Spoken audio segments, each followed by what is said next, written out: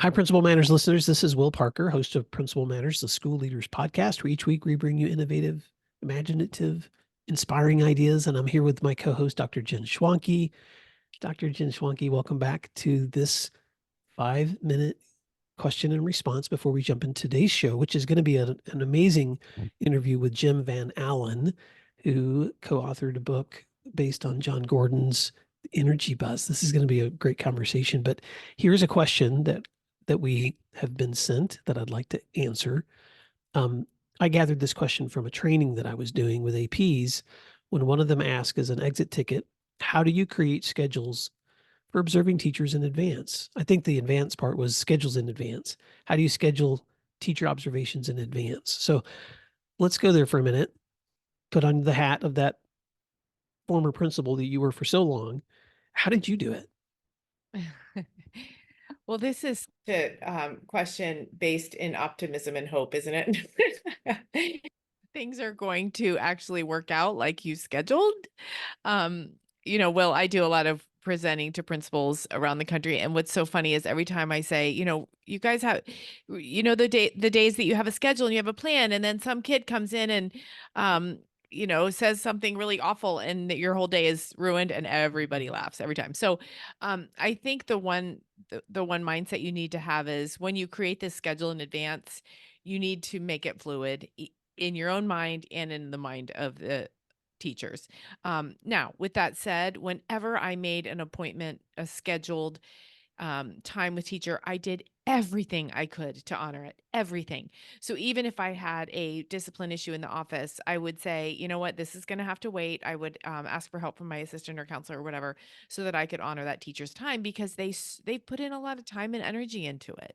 So I realize I'm saying two things. It has to be fluid, but you also have to honor it. But Will, I know, you're nodding, you're agreeing, you felt this. What's your response to that?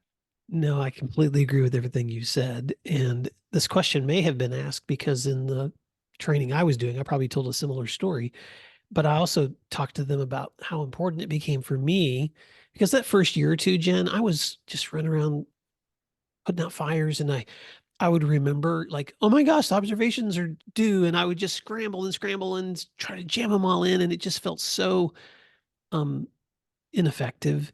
So moving forward each year, I began to just plan further and further in advance. And so one of the things I found helpful for me was to take in the summer. And if you're listening to this before winter break, then take your break in your winter. If you haven't already done this, but I would take the break, look at the numbers of teachers that I needed to be able to get in classrooms and do formal observations with. And I'm not talking about walkthroughs, I'm talking about that concentrated time.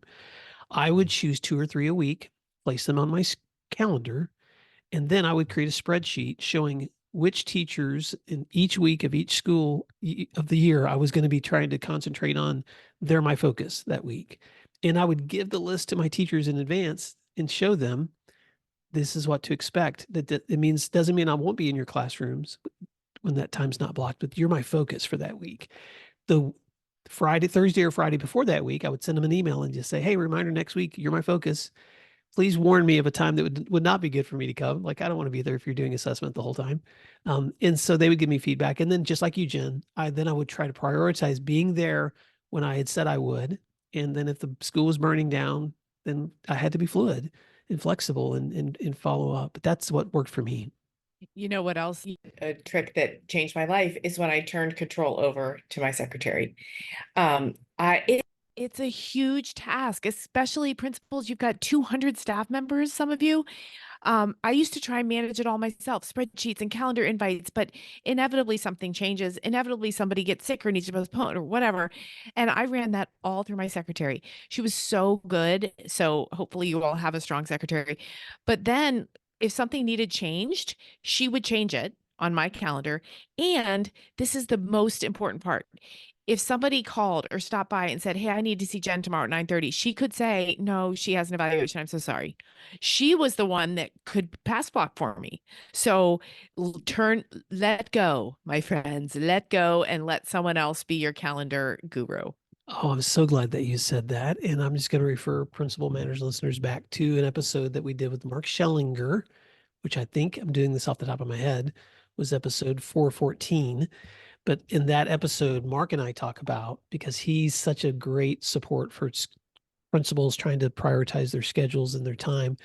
And in that episode, we talked about that exact thing, Jen, which is who's someone on your team who can help you prioritize these outcomes and give them permission to hold you accountable. One of my best buds in the principalship, I'll give a shout out to my friend John Boyd, former Missouri State Principal of the Year, State Genevieve High School, Missouri. And he's given his secretary permission to not only help him schedule it, but to hold him accountable. So she can walk into, with his permission, she can walk into his office at any time and say, hey, John, I noticed you said this was your priority today. How come you're not there? And he's like, thank you for the reminder. And he's on his way. My secretary said, Jen, you're supposed to be in room 247. Get down there. So yours was probably nicer. I've been held to the fire a little bit more aggressively. Get down there. And it's kind of cool too, because it creates a culture in the school. If Jen's in an evaluation, don't bother her. She's doing that. That's a priority. I agree.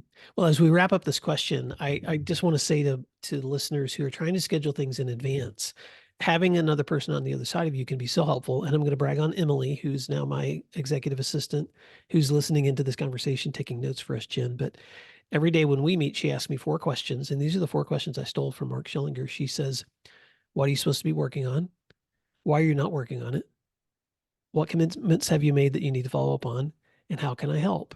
And just those 4 little questions help bring me full circle back to the things that I want to be doing that I'm not. And for principals that are listening, there are so many things you want to be doing that you're not. And so give yourself permission to schedule it, and then give yourself permission for someone to hold you accountable.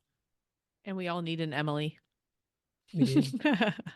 All right. Well, thank you, Principal Matters listeners, for giving us the quick 5 minutes. And I know you're going to enjoy this conversation with Jim Van Allen. Principal Matters Podcast, episode 419.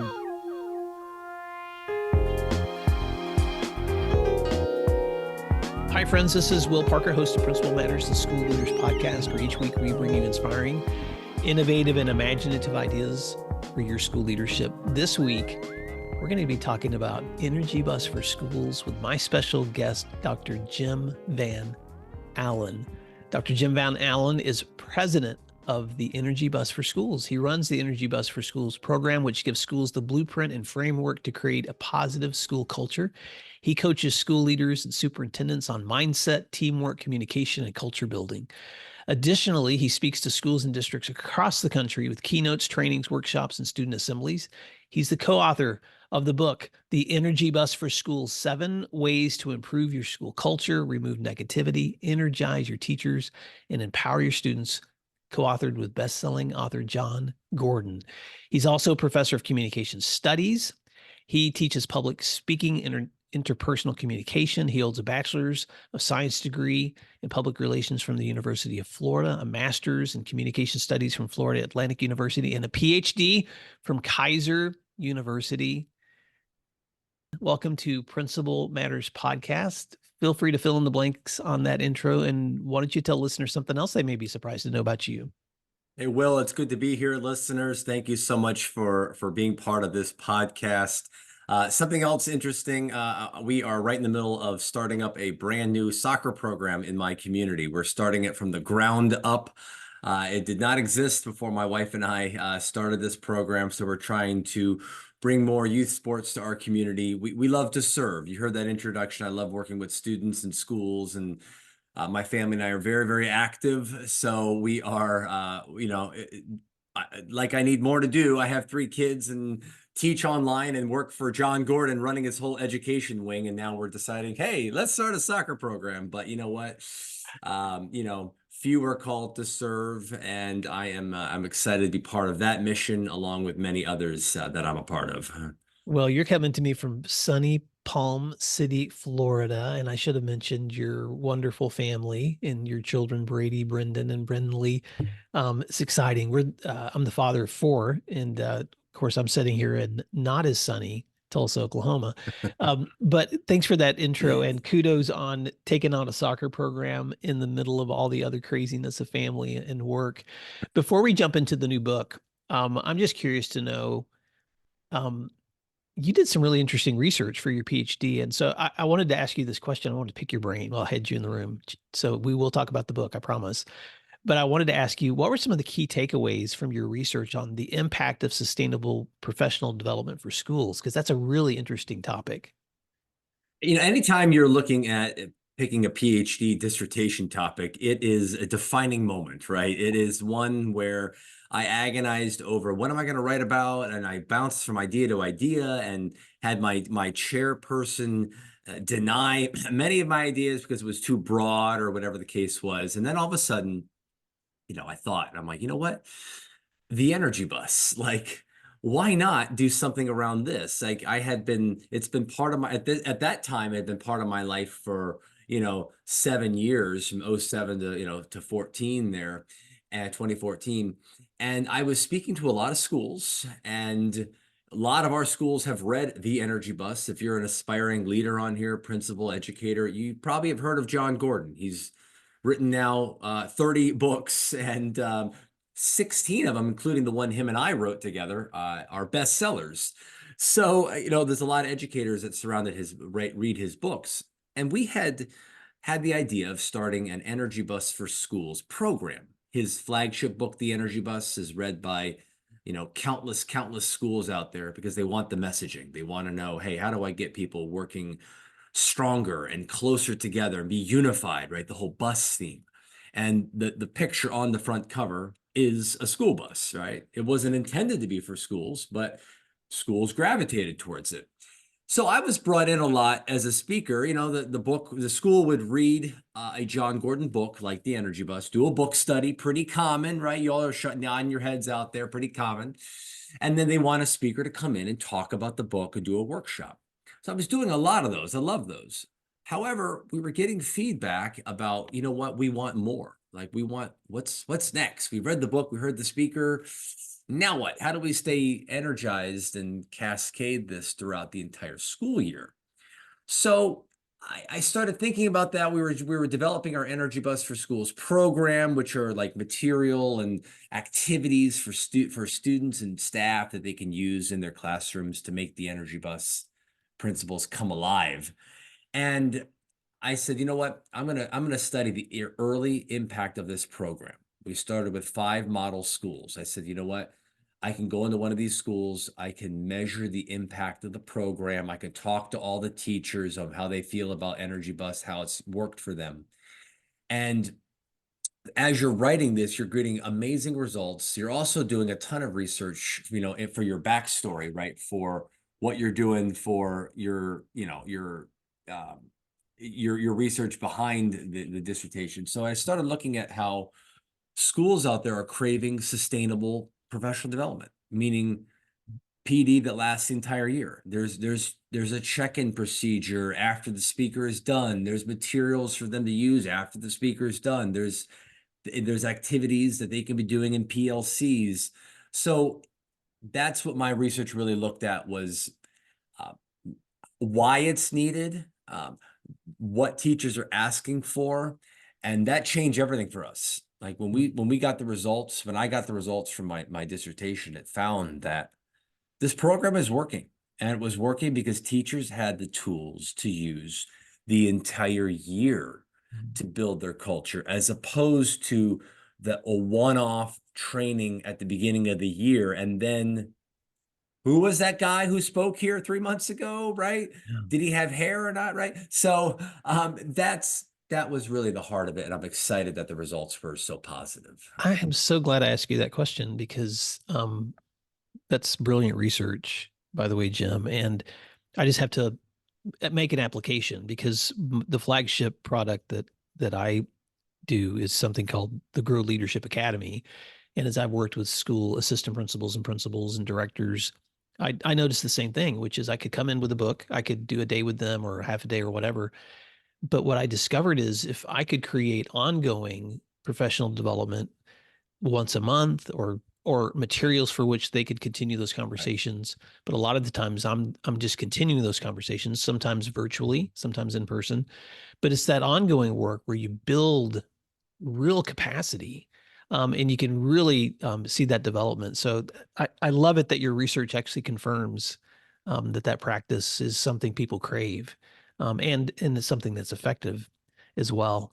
Anything else you want to add to that before I dig into your book? Well, the teachers, especially, if you look at them, they were really craving that ongoing Mhm. nature because they want their time. What do teachers value the most, right? Mhm. Besides, summers off is awesome, right?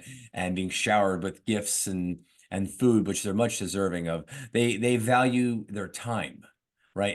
They value their time a lot. So when you have sustainable PD that cascades throughout the whole year, you're showing them that the book study, the speaker coming in, the ongoing support is there to help them. So they're going to listen better in that PD in service. It's going to feel different than others that they have been through. And they're going to be like, oh, okay, I'm actually going to be using this throughout the year. And it's going to not only help my own positive mindset, but I'm given elements that I can bring home and bring with my families as well Mhm. and use in my community. Then you have them even more to say, okay, I'm all in on this energy bus, positivity, leadership, and mindset theme that we're talking about here. Well, and I told you this off the air before we started recording, but I've been a big fan of John Gordon's for a long time, and you guys brought him to our school way back when I was an assistant principal. And for my very first book, he was kind enough to endorse and write a blurb for me to place on the cover. And so it's exciting for me, Jim, to come full circle and be able to hear what you guys are doing, the new things that you're doing with this content, and just to see you be able to elevate that across the U.S. for schools that I know are going to be hungry to hear more. So let me ask you this. I obviously I want listeners to buy the book, but I want to ask you if you can just give a quick overview of those 7 ways to improve school culture and what readers can take away from this new take on the energy bus for schools. Sure. So the original Energy Bus book, right? I call it the Yellow Book, right? Written in 2007. That's the story, right? That's a story. It's a fable, right? Some of your listeners are familiar with it. Others, it's a fable about a gentleman who's really, really negative, not complaining a lot, and meets a cast of characters that really show him how to transform his life, how to become more positive and get rid of negativity. So it's a great story. The Energy Bus for Schools book that John and I wrote way back in March is the how-to book, right? It takes the Energy Bus book and shows you how schools the last decade plus have used the material to build their school culture. It is a case study approach. It's the how-to. There are strategies on every single page, 10, 20 strategies per chapter, where a principal, a teacher, somebody can look at it and say, oh, I can do this tomorrow. I could do this right away. And they're proven concepts that all of our schools have done. So I actually will mention schools by name and tell their story of how they've used some of the Energy Bus language and principles and activities in their campus to have fun with students and love on teachers and invite parents on campus. So our book is that how-to part. And really what it does is it provides readers with a framework on how you're building culture. So if you're going to do that, you have to start with inviting staff on the bus. That's principle one. And I'll just kind of glance through these, right? But you invite people on the bus. A leader has to share the vision, but not only do that, invite people to be part of that vision. And when you do that, number two, it's going to help you really build a positive culture. That's the second one. You invite them on the bus, and then you go and you build that positive culture. Okay, because nothing more important in schools than culture. Culture dictates everything that you do. But as you're building this, you need fuel. And then the third one is fuel your ride with positive energy. How do we focus on creating positive mindsets among our staff, our educators, our administrators? So we walk people through that aspect of things. We walk them through the fourth one, love your passengers, which if you've read the original Energy Bus book, that's in there. If you've read 29 of John's other books, he talks about love, right? Because love is the greatest strategy on earth to connect people to each other and to campus. So that chapter is filled with a whole bunch of ideas on really how you can love and encourage your staff. But of course, when you do all that, we also want to get into the fifth one, which is transform negativity. If you've been part of any type of school, right, you know that negativity finds a way in. And we want to make sure that we not only remove negativity, but if we need to, we transform it into something useful. So we'll address the elephant in the room, and that's low morale. That's teachers who are complaining. That's culture that is feeling off, and what you do about it. And then that leads to the next two, right? Refuel, re-energize, refocus with purpose. Once you've gotten rid of negativity, let's drive with purpose so we can create a fleet of bus drivers. That's the last one. Create a fleet of bus drivers and enjoy the ride. Because now that you have the blueprint, we got to get everybody together moving in the same direction with common language, common vision, and a common goal to say this school is going to become a destination location. And the energy bus is going to help us drive to get there.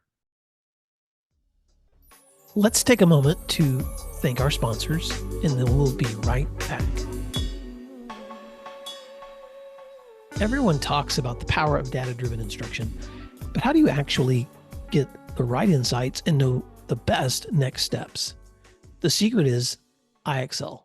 IXL helps you easily assess performance and determines the best path forward for each student. Whether you need data for benchmarking or intervention planning, IXL can do it all. And IXL doesn't stop at assessments. It also provides you with everything else your school needs, from a standards-aligned K-12 curriculum to actionable analytics. IXL's online learning and teaching platform is research proven to improve student outcomes and is used by 95 of the top 100 U.S. school districts. If you also want to start driving real progress, get started today at ixl.com/PM. Support for Principal Matters comes from EduSkills. Let's face it, many schools are trying to support their Title III and multilingual programs on their own. And if that's you, it's time to take your support to the next level with EduSkills. EduSkills is designed by former educators as a go-to platform for support for K-12 multilingual programs. They understand the value of multilingual students, and they give educators the tools that they need to help all students succeed.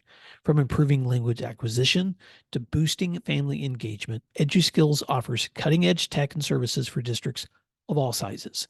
With easy setup and ongoing support, they'll make sure your transition is smooth and effective and that more students are receiving better services.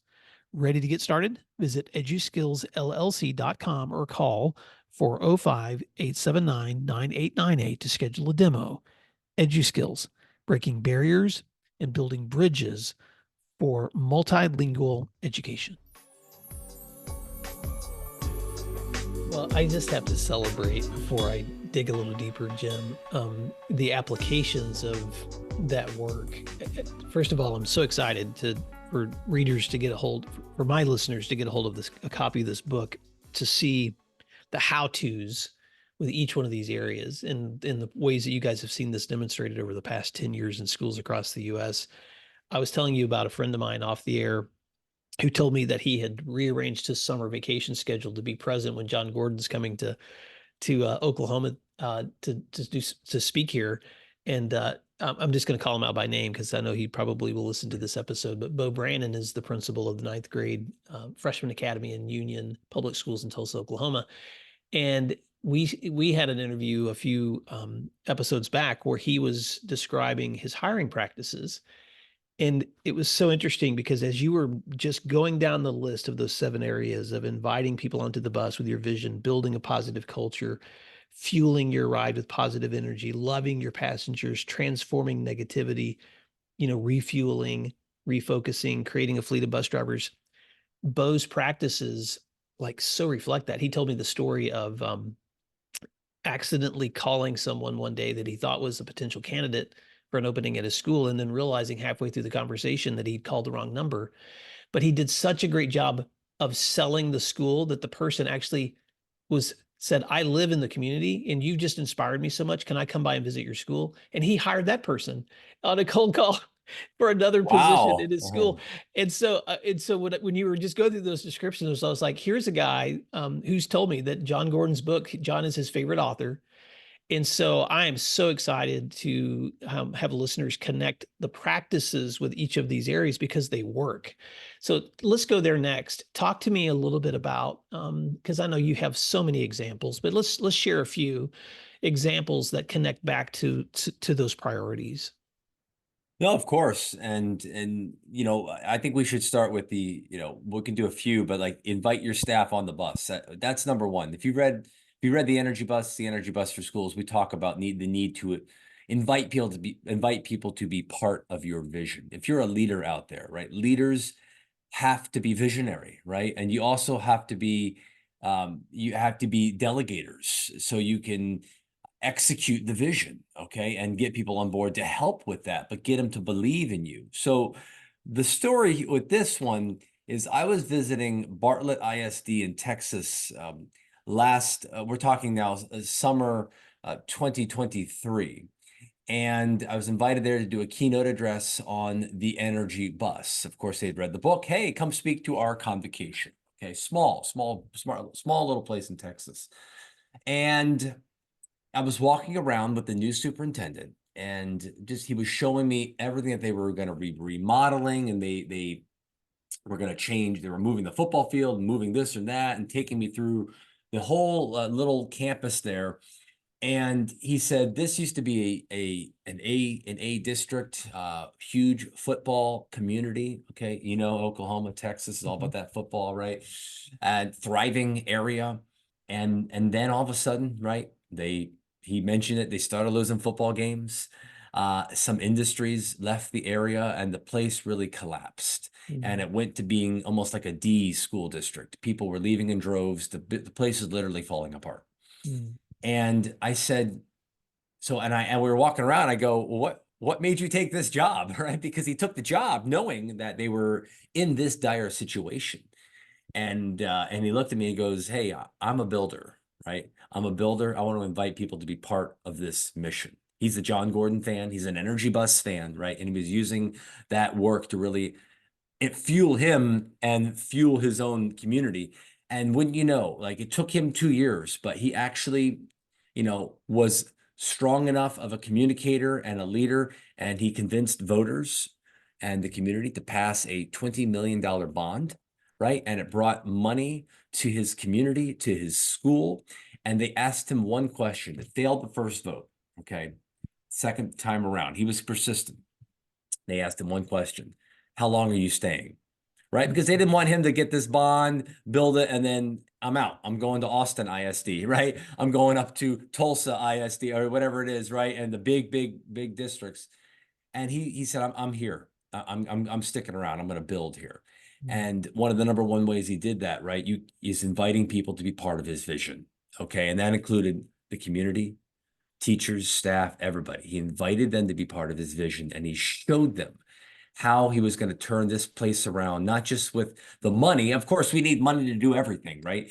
But with his vision of excellence, of using the energy bus to build the mindsets up of his people. He knew that the physical makeup of the school is important, and it is. I would challenge all of your aspiring leaders to look at the details. Look at the plants that are growing in front of your school. Look at the paint on the walls. Look at the lights hanging down, and fix your schools, okay? Find the money if you have to go dig it up. But also he knew that the mindsets that he could build inside of his staff is just as important as the physical appearance of the buildings. So him inviting people to be part of that vision, huge deal for that community. And they're doing great now. Oh, I love that story. And it's such a great reminder that I also love the story the community members ask him, which is how long are you going to be here? Because you're just reminding me of something very personal. We attend a church that we've been a part of since it began as a church plant.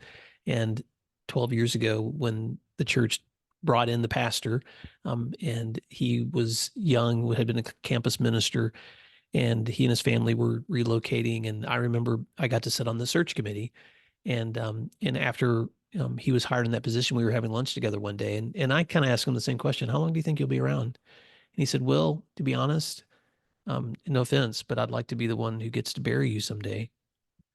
And you know what? We've been close friends for 12 years, and he has remained true to that commitment of I'm just going to be in your life, and I'm not going anywhere. And that church is now building a beautiful sanctuary on a 15-acre spot that's going to be Mm, built debt free. And so that vision that he had as that younger leader now is the fruition of it is being seen in something that's really contributing to our community. love that. But the people of that community also know that this is a guy that said he's going to be around a while, and so we're willing to invest in this. Give us some other another example, if you don't mind, Jim, of one of these areas from those seven that you've seen exemplified in schools. I would say so. One of the last rules on here is create a fleet of bus drivers, right? That's Mhm. what we talk about. How this okay, we're bringing everybody together now. You've built this culture, you've removed negativity, you're full of purpose, full of love. Now let's go out together and do something amazing.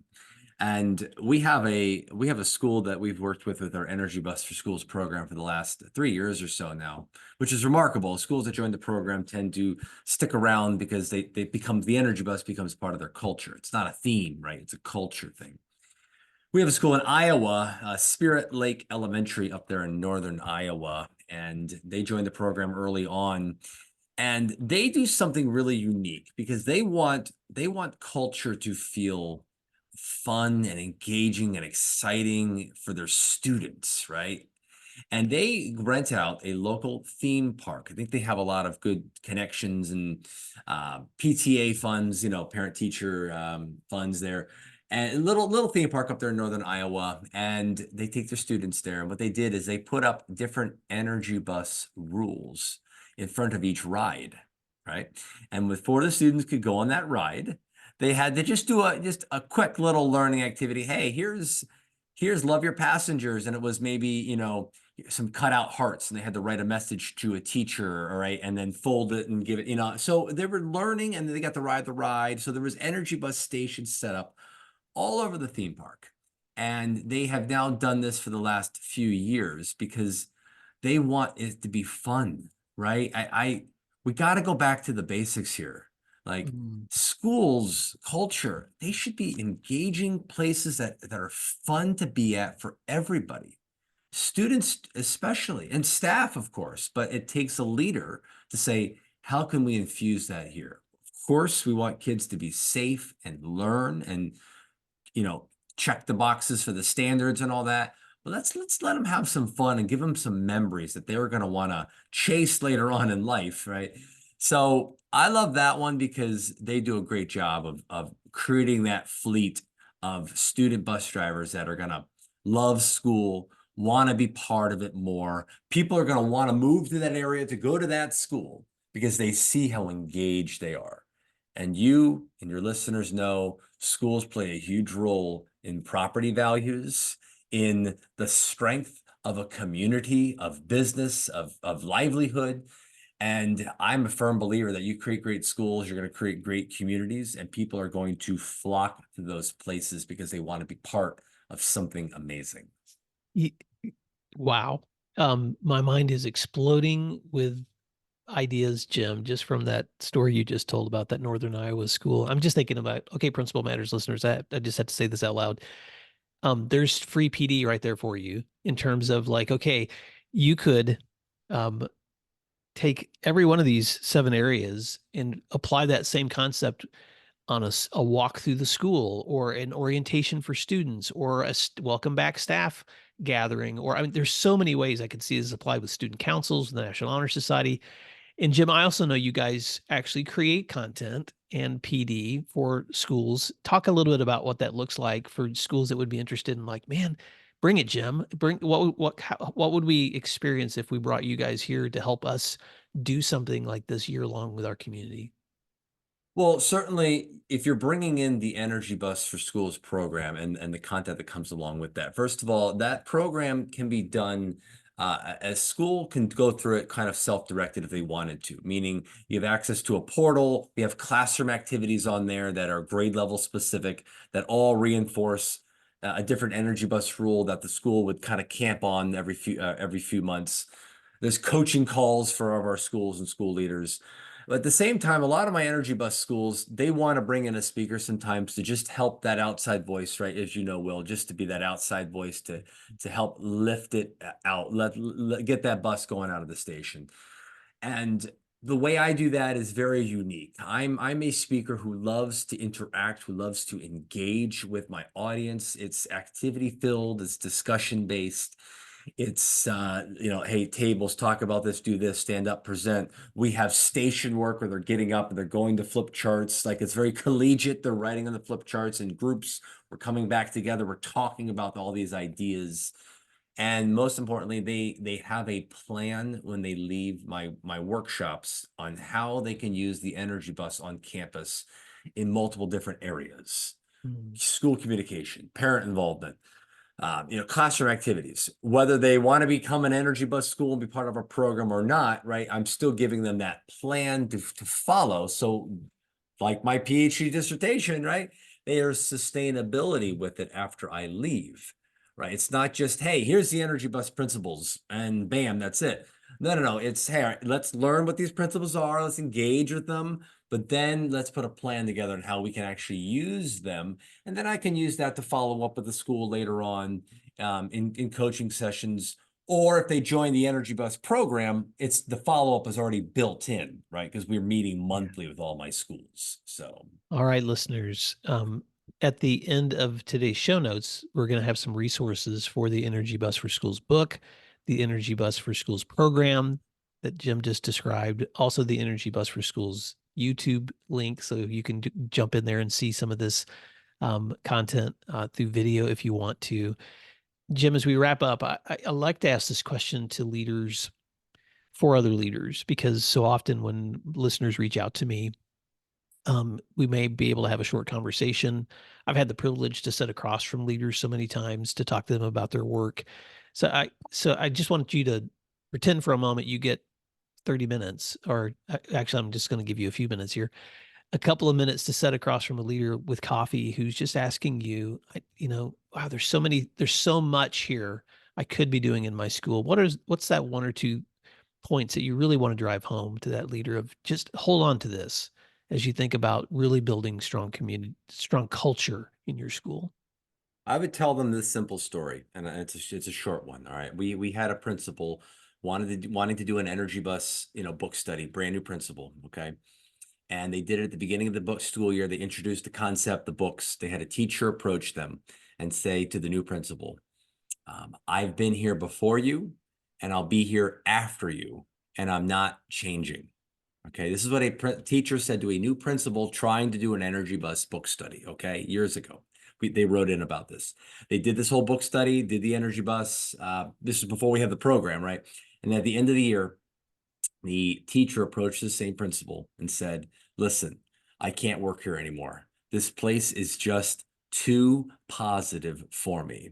Okay, true story. This principal wrote this in and told us this. And I tell the story, and if I'm sitting across from you drinking some coffee, telling the story, my message of telling you this is never be afraid to create a place that's just too positive to be there. Don't ever be afraid to push that envelope, because creating a positive culture is what matters. It's not the only thing, but it's one of the main things. And that principal just needed to learn to get the right people on the bus, right? It can take 3 to 4 years, 3 to 5 years, research says, for a new principal to really get their culture rolling, the right people, the right vision, the right execution. Don't be afraid to push that envelope and create that positive destination place, even if you may lose a few along the way, because you'll gain so much more from that. What a great problem to have. Yes. Something I'd like to say to leaders all the time is, as you're working with someone who needs to improve or change, make the commitment that that person gets to remain uncomfortable until they either change and improve or they decide this is not the place I want to be. Which begs the question, and I'm just going to ask you this, Dr. Allan. This wasn't in my notes beforehand, but I hear some people push back and say things, especially through social media, like tired of toxic positivity. I'm just curious, because I'm also wrestling most of the time with what does that mean? And I think what they mean by that is a false I'm putting on a good face when things are really falling apart, or I'm pretending like things are happening when we really don't, when there's changes that need to happen to make sure things are better. Nobody wants to pretend. And so I'm just curious, because I'm sure that question has come to you guys before. How do you address that concern that people have of like, I want my school to be positive, but I don't want to suddenly be accused of toxic positivity? Well, you don't want to ignore your problems, right? And that's one of the whole big things with toxic positivity. It's really about just, repeating positive phrases or reading these books, right? And not doing anything about the actual issues, ignoring the emotions, ignoring the negativity, and not ever dealing with anything, right? It's somebody comes up to you and has a problem, right? And you just say, "Oh, it's going to be okay. It's going to be okay." And maybe it's not, right? Or maybe it's not going to be okay for a while, and you're just ignoring the fact that they're crying or they're really negative or there's something really bothering them, and you're just sort of patting them on the back or saying, "Oh, it'll be fine here." Go live, laugh, love, right? And that's toxic positivity, where you're rejecting you're rejecting the difficult emotions, you're ignoring the negativity, and it is detrimental to a functioning culture. We have to be able. That's why John and I in our books we talk about energy vampires. We talk about negativity. We talk about it, and in my workshops we talk about it. We actually list stuff that are making people feel negative or low morale. We get it out in the open. We address it, and then we say, hey, here are some strategies that can help alleviate those negative areas. And I never say, get rid of totally, but at the same time, manage it, alleviate it, transform it is a good term for it. I love that. And you're right. If you're actually facing problems, looking for solutions, while at the same time pointing people back toward all of those things you talked about, the vision, the positive culture, creating positive energy, loving the people with whom you work. You can do both. You can maintain that vision and propel folks towards a common shared goal, while at the same time, I call it in school leadership, learning to switch your focus. You obviously have to put out fires. You have to help people. And you have to manage the urgent. But if that's the only thing you're ever doing, then you're actually not also reaching the goals where student performance, teacher development, all those things that you want to be an experience that you would want your own child to have at school only happen when you can put your focus back on where have we grown and where are we going and what can we celebrate. That's got to be a part of it too. And that's a difficulty because leaders are often asked to put out fires. Right. But if you're putting out fires without celebration, then you're going to burn out too. I want listeners to stay connected with you. And so not only do I want them to buy your book, but also I want them to reach out to you for more feedback or to follow you on social media, Jim. So how can listeners stay connected with you, and any parting words of advice? Absolutely. I would love to stay in touch. I'll give them I'm accessible. My direct email is Jim, at johngordon.com, Gordon, GORDON.com. You can email me anytime. Our website is Energy Bus for Schools, FOR, schools.com. And there's so much information on there and resources that you all can use. And of course, we're on social media at Energy Bus School, and I am at Jim Van Allen on all social media platforms. So yes, please definitely reach out for sure. Would love to stay in touch. And I think my parting words would be, it takes a visionary leader to lead a revolution. Okay. And when I was on John Gordon's podcast, okay, which he has an amazing, huge podcast, The John Gordon Show, we titled that podcast The Positivity Revolution in Schools, right? But any revolution that's ever been had in history has had a visionary leader really behind it to make it successful. Look at our own country. George Washington was that visionary leader we needed at the time, okay?